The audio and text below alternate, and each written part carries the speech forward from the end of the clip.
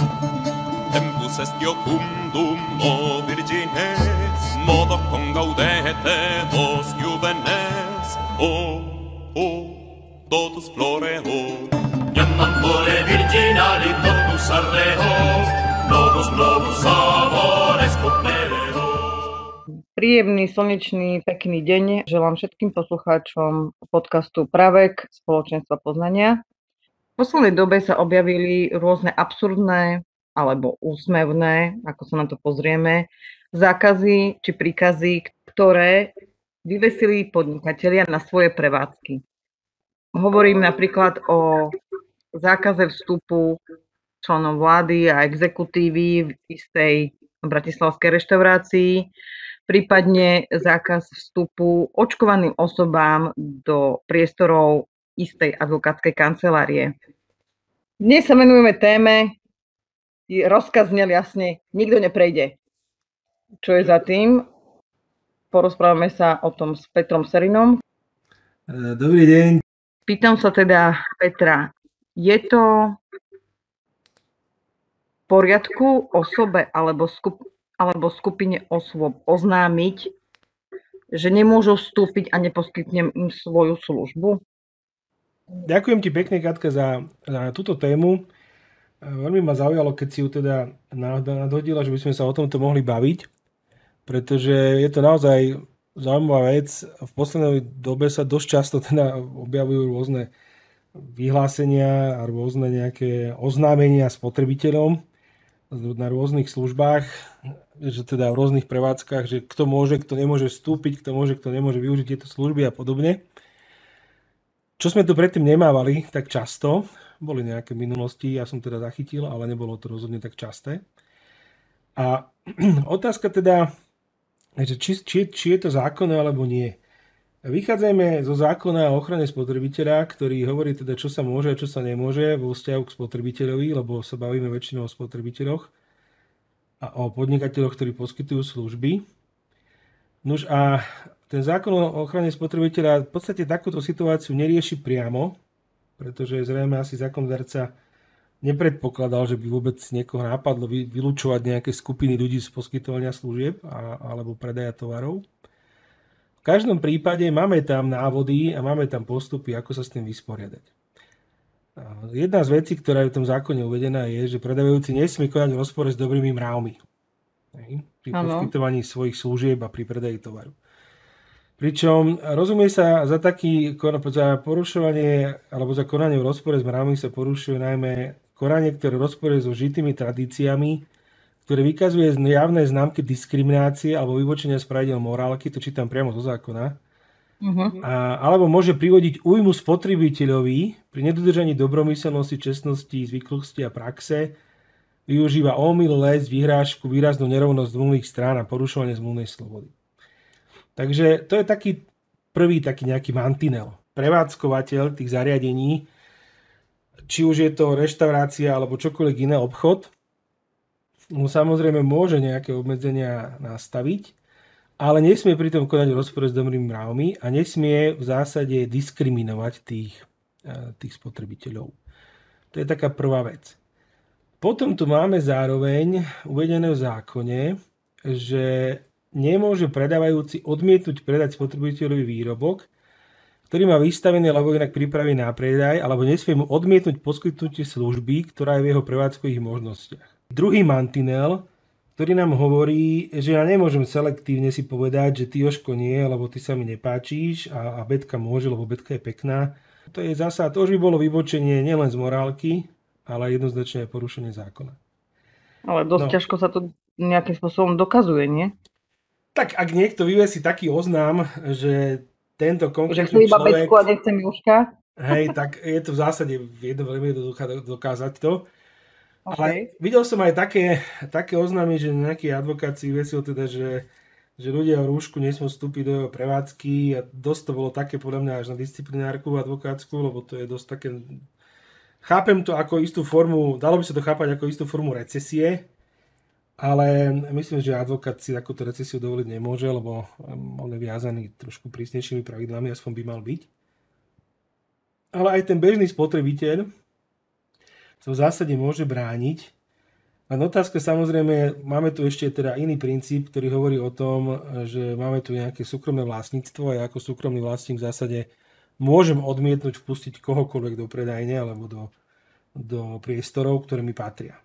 Keď si to tak urobím nejaký príklad ako konštrukciu, že mám obchod, ktorý mi patrí, ja som jeho vlastník a chcem nejakej skupine ľudí, ktorú viem relatívne konkrétne pomenovať, ju v úvodzovkách potrestať, lebo to je v zásade nejaká forma trestu, alebo nejaká forma postoja, že jej nebudem predávať. Hej? A teraz, ako to môžem spraviť v zásade legálne? No, mohol by som oznámiť, že tieto konkrétne osoby nemôžu vstúpiť do mojej prevádzky, lebo ja si to neželám. Hej? Stačí mi na to len moje želanie? Je to môj majetok. Hej? Ja tiež aj keď to vezmeme čisto na súkromnej, keď som doma, tak ja nemusím nikoho pustiť do svojho bytu. Nikoho. Ani policajta, ani nikoho. Oni majú právo vstúpiť vtedy, keď na to majú súdny príkaz. Čiže to nie je tak, že príde policajt a povie, tak poď, urobíme prehliadku. On musí mať súdny príkaz, alebo musí mať príkaz od prokurátora, ak teda je to neodkladná vec a tak ďalej. Čiže na to sú špeciálne pravidlá. Ale len preto, že je niekto sociálka, alebo len preto, že je niekto policajt, to ešte neznamená, že má právo vstúpiť do môjho domu, len preto, že on chce. To tak nefunguje. Čiže ja môžem toto povedať, lenže, a v tom je ten problém, ak by som to nazval, že ja to síce povedať môžem, ale my tu máme aj zákon o ochrane osobných údajov, ktorý hovorí, že ja nemôžem nakladať s osobnými údajmi len tak, hociak. Čiže dajme tomu, ak by to išlo o nejaké verejné známe osoby, keď sa bavíme o tých členoch vlády, tak mohol by som teoreticky povedať, že členovia vlády majú zakázaný vstup do mojej prevádzky, lebo jednak, keď ich vymenujem, tak to je všeobecne verejný údaj, to nie je žiadny osobný údaj v tejto chvíli, pretože my všetci vieme, kto sú členovia vlády. Dokonca si myslím, že aj fotku by som mohol pripojiť, lebo aj to je verejne známa vec. To nie je žiadny osobný údaj v zmysle ochrany osobných údajov. Títo ľudia by to mali rešpektovať, a keby to nerešpektovali, ja môžem maximálne ale zavolať políciu. Teoreticky úplne na hrane si viem predstaviť nejakú svoju pomoc, že by som teda odmietol, aby vošli do mojej prevádzky. Druhá vec je ale, ak by som to neurobil takto, ale by som iba napísal, že ich neobslúžim. Neposkytneš službu. Áno. Alebo že im nepredám ten výrobok, lebo jedna vec je zakázať vstup do tej prevádzky, kde ja uplatňujem svoje vlastnícke právo a súčasné vlastníckeho práva je určiť, kto môže a kto nemôže vstúpiť. A kto môže a kto nemôže ma obťažovať v úvodzovkách v tom priestore mojom, ktorý vlastním. Ale druhá vec je, že keď ja to neurobím takto, ale poviem, že kľudne môžete prísť, ale vás neobslúžim, tak tu práve narazím na tento zákon o ochrane spotrebiteľa, že nemôžem len tak odmietnúť predaj alebo poskytnutie služby.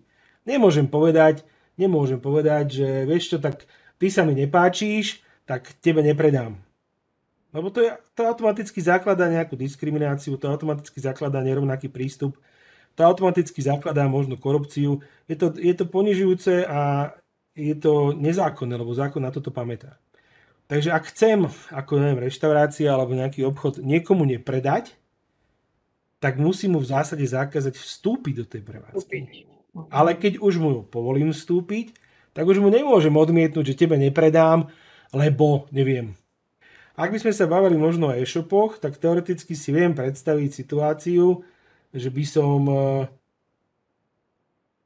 Ale tam si to neviem predstaviť, že by som vôbec mohol odmietnúť, pretože ja nemôžem sa spýtať, si člen vlády? Jasno. Lebo to nie je vôbec vec, ktorú ja potrebujem na vybavenie objednávky. Ja môžem požadovať od svojich zákazníkov len také informácie, ktoré v zmysle zákona zasa o ochrane osobných údajov, ktoré potrebujem nutne len na vybavenie tej objednávky a žiadne iné. Takže ja napríklad, keby sme sa bavili o tom, že by niekto vycapil si papier, že tí, čo majú rúška, nesmú vstúpiť, hej? Tak v zásade porušujem zákon v zmysle teda vyhlášok verejného zdravotníctva, pretože oni nariadujú všetkým, že musia mať v interiéri rúško. A toto si ja nemôžem zasa prelomiť svoj. Môžem im povedať, že neposkytujem služby nikomu.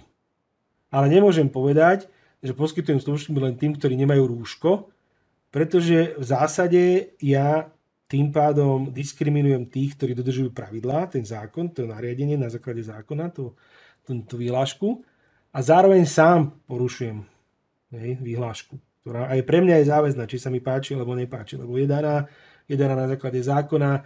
Nehovorím, pred rokom to bolo iné, lebo pred rokom to bola svojvôľa, ale dneska už ten zákon máme a proste už to zákonné je. Hoď sa nám to teda nemusí páčiť. A platí ten stav, až kým sa nezruší.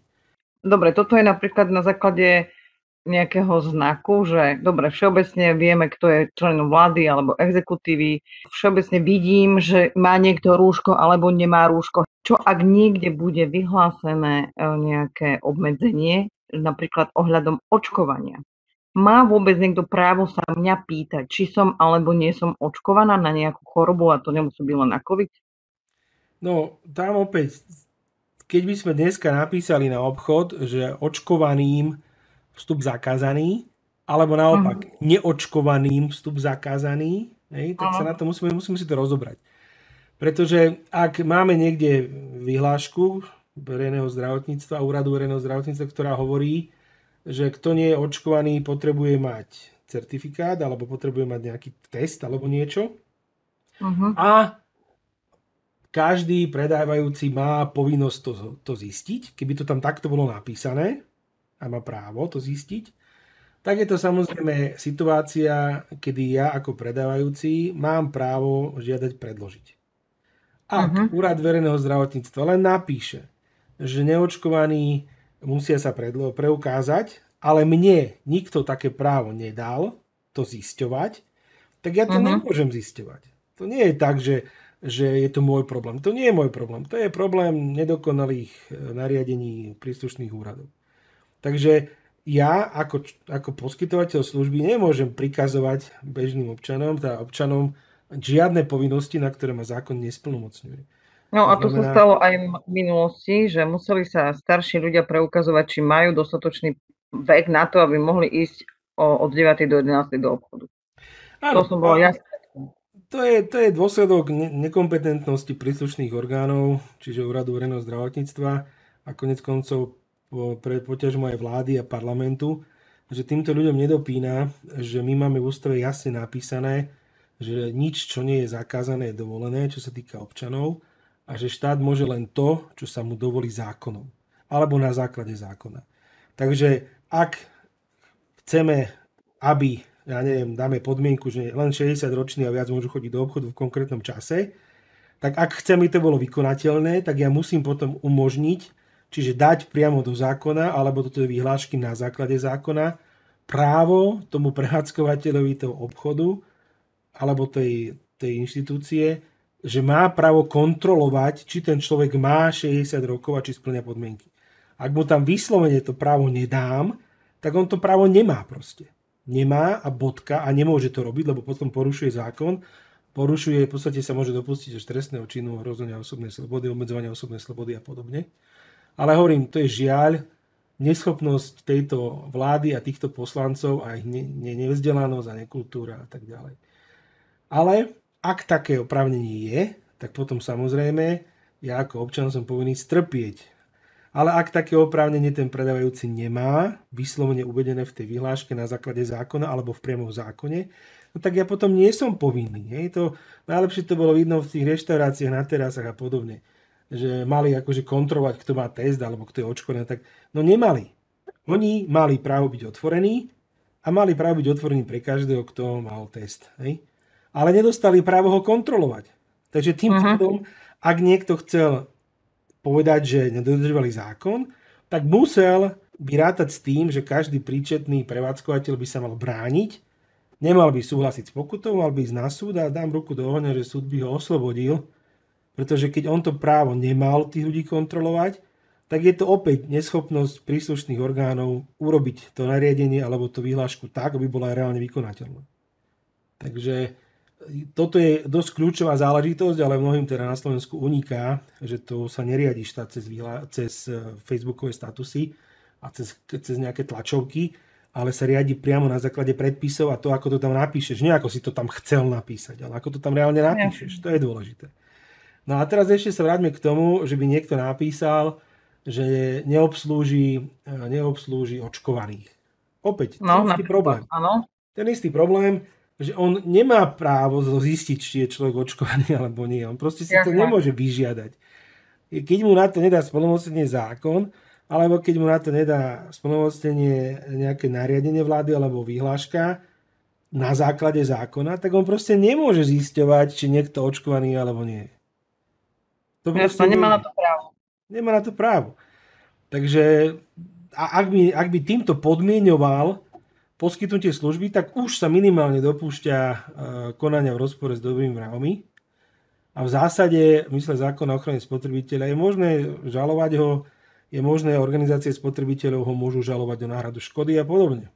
Hej. A ešte je tam dôležitá vec, v tom zákone je taká vetička, že predávajúci je povinný vo vzťahu k spotrebiteľu dodržovať zásadu rovnakého zaobchádzania pri poskytovaní výrobkov a služieb v zmysle osobitných predpisov. A osobitný predpis, jeden z nich, ktorý tam je zákon o rovnakom zaobchádzaní a ochrane pred diskrimináciou. Takže pri tom poskytovaní tých služieb ja nemôžem si povedať, že môj obchod, moje pravidlá a všetci si dáte vypchať. To tak nefunguje.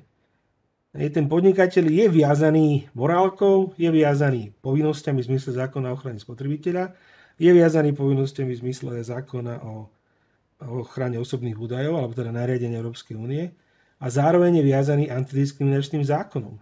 A tu máme napísané, že zásada rovnakého zaobchádzania spočíva v zákaze diskriminácie z dôvodu pohlavia, význania, náboženského viery alebo rasy, príslušnosti k národnosti, etnickej skupine, zdravotného postihnutia, veku, sexuálnej orientácie, manželského rodinného stavu, farby pleti, jazyka, politického alebo iného zmýšľania, národného alebo sociálneho pôvodu, majetku, rodu, iného postavenia alebo z dôvodu oznámenia kriminality alebo inej protispoločenskej činnosti, čiže prakticky z dôvodu všetkého.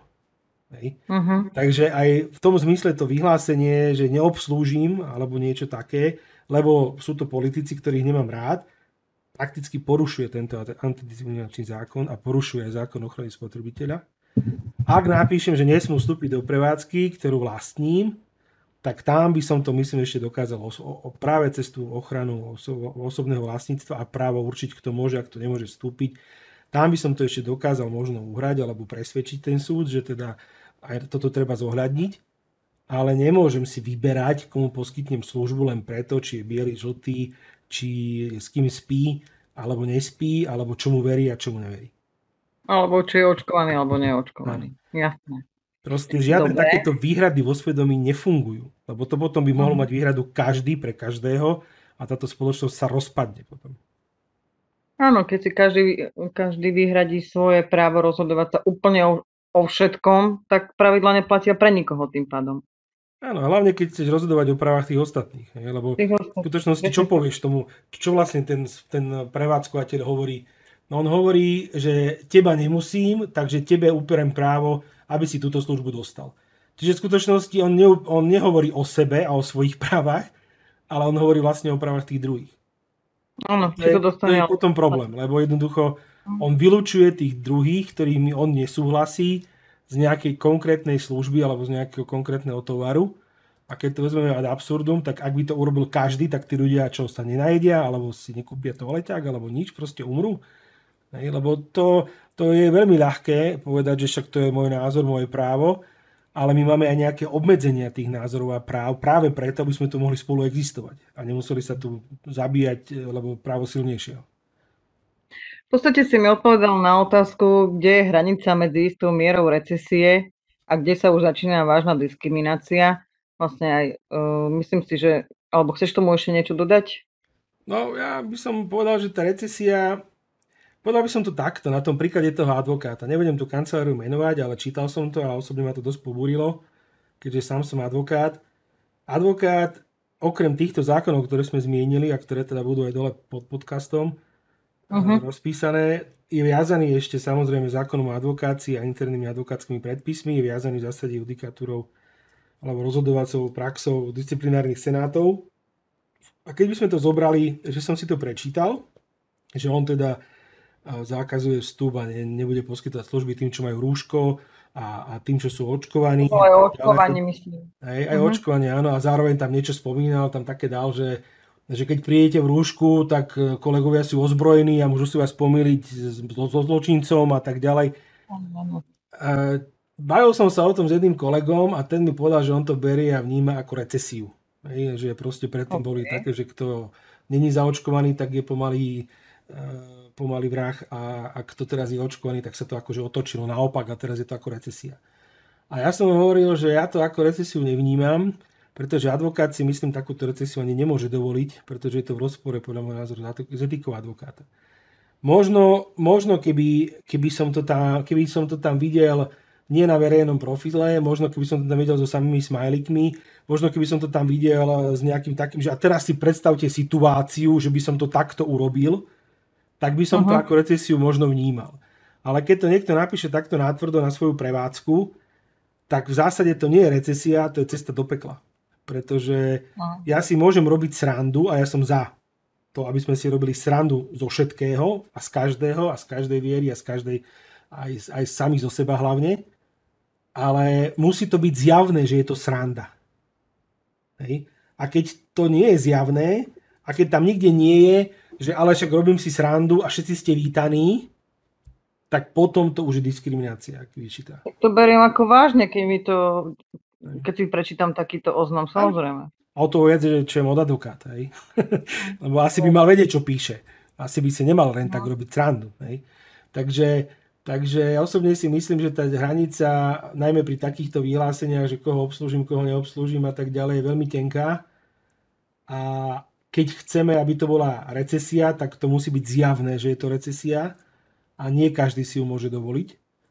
A keď to myslíme vážne, tak potom treba dať na tieto veci, o ktorých sme sa bavili, veľký pozor, pretože ten podnikateľ, keď raz začne podnikať a prevádzkuje takéto služby konečným zákazníkom, spotrebiteľom, alebo predáva tovar, tak on si musí uvedomiť, že aj on je viazaný pravidlami. To nie je tak, že však ja som tu akože sám šéf.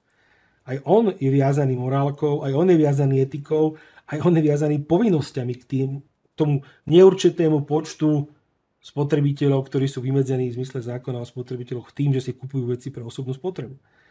Takže to nie je, že to je dobrá vôľa jeho, že on podniká a my teraz buďme vďační. Hej. To v sebe zahŕňa viacej tých aspektov. Dobre. A ešte teraz, keď ťa zoberiem úplne absolútne za slovo, z toho by mi mohlo vyplynúť, že ja ako podnikateľ nemám právo odmietnúť žiadneho zákazníka, že si ho vyberiem zákazníka napríklad na poskytnutie služby, že advokát alebo nejaký daňový poradca, účtovník, kaderník, kadernička, neviem, niekto, kto poskytuje služby alebo teda aj predáva tovar, si nemôže vybrať zákazníka? No, len treba to rozlišovať, lebo správne si pomenovala niekoľko rôznych povolaní a profesí, z ktorých každý má úplne iný režim. Čiže keď vezmem kaderníka, alebo vezmem predajcu v obchode alebo reštauráciu, tak áno, môžem si vybrať, ale len do takej miery, aby som nediskriminoval. To znamená, môžem povedať, že ja v reštaurácii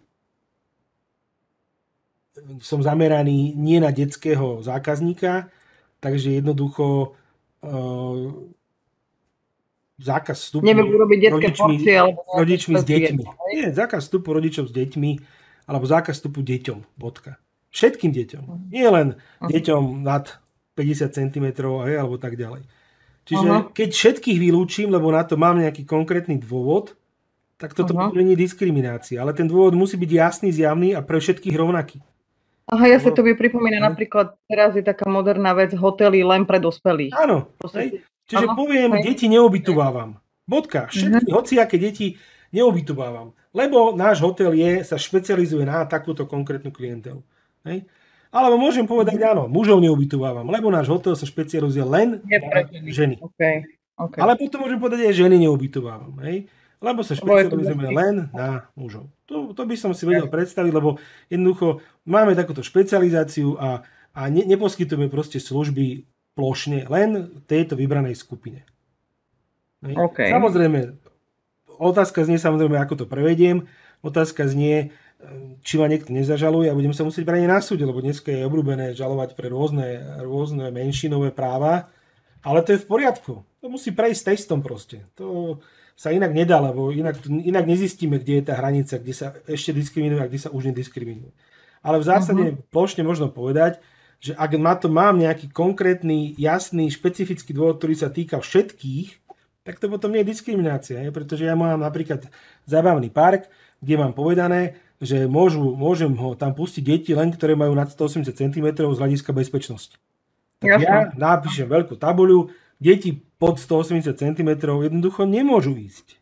Lebo ja mám od bezpečnostných technikov, ja mám v povolení napísané len deti, ktoré sú vyššie. Lebo keď sú nižšie, môže sa im na nejakej atrakcii niečo stať. To nie je diskriminácia. Jasné. Hoci to niekto môže subjektívne pociťovať ako diskrimináciu. Samozrejme. A viem si predstaviť aj množstvo ľudí, ktorí by to urobili. No.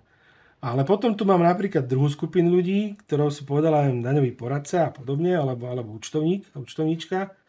Tak ale tam treba rozlíšiť, či sa bavíme o poskytovanie služby podnikateľovi, alebo poskytovanie služby fyzickej osobe nepodnikateľovi. Pretože ak sa bavíme o podnikateľoch, tak tam je na mne, s kým uzavriem obchod.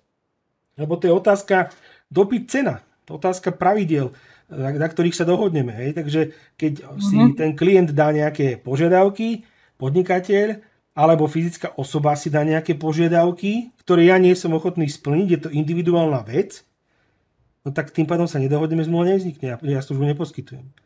Hej? Lenže je to iné, ako keď poskytujem spotrebiteľovi, kde si individuálne podmienky nedohodujem. Pretože aj keď prídem k tej kaderničke, alebo prídem k tomu maserovi, tak ja si tam nedohodujem individuálne, že aká bude cena, tak ďalej. On má cenník. Ja to beriem, alebo to neberiem. Hej? Tam nie je o čom. Samozrejme, že on mi môže dať zľavu, ale to stále nie je dohoda na individuálnych podmienkach, pretože on to neposkytuje len mne, ale v podstate každému v úvodzovkách, kto príde z ulice. Samozrejme, on si tam môže napísať, smradľavých neberiem. Hej? No. Otázka znie, či by to nebola diskriminácia, pretože ja môžem smrdeť byť pri tom vysprchovaný. Ale môže si tam dať podmienku, neumytých neberiem. Lebo jednoducho z hľadiska prevádzky tej činnosti, on tam potrebuje predsa mať hygienu dodržiavanú a tak ďalej, tak treba tam prísť v nejakom stave. Opitých neberiem, lebo môžeš mu tam odpadnúť. Hej? Takže tie pravidlá sa dajú nastaviť. Lenže väčšinou, keď sú tie pravidlá odôvodnené niečím rozumným, tak potom není s tým problém. A väčšinou si myslím, že keď každý vieme plus minus, či už intuitívne alebo logicky vycítiť, že toto pravidlo má svoje opodstatnenie a toto pravidlo je v podstate len preto, aby vylúčilo nejakú skupinu, s ktorou ja nechcem mať nič spoločné. Hej? Ale nemá žiadne opodstatnenie. Hej?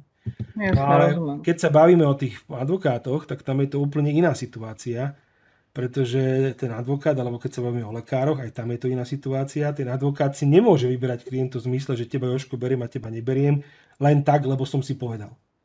My máme v zákone o advokácii jasne napísané, kedy môžem odmietnúť a kedy musím. Hej. Ale inak nemôžem. Takže to nie je tak, a to zasa mnohí kolegovia a kolegyne toto absolútne nechápu, lebo nerozumejú, o čom je vlastne advokácia a tá podstata. Nerozumejú, že to je služba klientovi a uprednostnenie záujmov klienta pred vlastnými záujmami. Takže ja, keď nemám naplnený niektorý z tých, myslím, 4 bodov, kedy ja môžem odmietnúť, tak ja nemôžem. A naopak, keď mám naplnený niektorý z tých 4 bodov, kedy musím odmietnúť, tak to nie je na mojej úvahe, či odmietnem alebo nie, ale to musím. A pri lekároch je to isté. On si tiež nemôže vybrať, koho bude liečiť a koho nebude. Aj tá výhrada vo svedomí to je čistá cesta do pekla, ktorú tu máme. A ona sa tomu peklu sa vyhýbame len tým, že plus minus v tých veľkých mestách máš na výber, ale ak by nebolo na výber, tak ľudia by veľmi rýchlo zistili, aké to je peklo, keď ti niekto povie, že mám výhradu a ťa neobslúžim, alebo ti nepredám nejaký liek, alebo nevykonám nejaký úkon, lebo zrazu zistíš, že si v moci toho človeka a on v skutočnosti nehovorí o svojom práve, ale o tvojom práve. Čo ti ho odoprie? Áno, vyslovene ti ho odoprie, tvrdiac, že on hájí svoje práva, ale v skutočnosti on ovláda tvoj život. To vôbec nie je o jeho právach, ale o tvojich právach. Pokiaľ vás zaujali tieto myšlienky, pod podcastom budú uverejnené zákony, z ktorých Peter čerpal a citoval. Môžete si ich pozrieť a skúste si všímať aj do budúcnosti, akým spôsobom sa stretávame s diskrimináciou, či sú dodržované pravidlá v podnikaní, či aj svojimi vlastnými rozhodnutiami nediskriminujeme alebo neobmedzujeme iných našich spoluobčanov vo svojich právach. Lebo tam, kde končí moja sloboda, začína tvoja. S istou mierou nejakej spolupatričnosti a ohľaduplnosti musíme vždycky rátať. Takže keď zhrniem tento dnešný podcast na tému... Rozkaz znel jasne, nikto neprejde. Tak v podstate sme sa zhodli v tom, že asi prejde. Je potrebné poznať svoje práva a vedieť, na základe akých zákonov sa svojich práv domáhať. Nezmyselné zákony a príkazy nás asi možno len čakajú do budúcnosti. Treba hlavne tú podstatu toho opatrenia si všímať, že teda vlastne či je to opatrenie, ktoré má nejaké odôvodnenie racionálne, alebo je to opatrenie, kde ten človek nejakým spôsobom si svoju frustráciu rieši, alebo nejakým spôsobom proste sa snaží presadiť si seba na úkor ostatných. Lebo to je o tom. Ďakujem Petrovi za dnešný vstup a zaujímavé odpovede. Maj sa pekne. Ja ďakujem za pozvanie a za zaujímavú diskusiu. Prajem všetko dobré. Ďakujeme a ja sa lúčim s poslucháčmi podcastu Právek spoločenstva poznania. Prajem pekný deň a teším sa na budúce pri ďalších zaujímavých témach. Amore virginali globus ardeho, globus amores cuperero.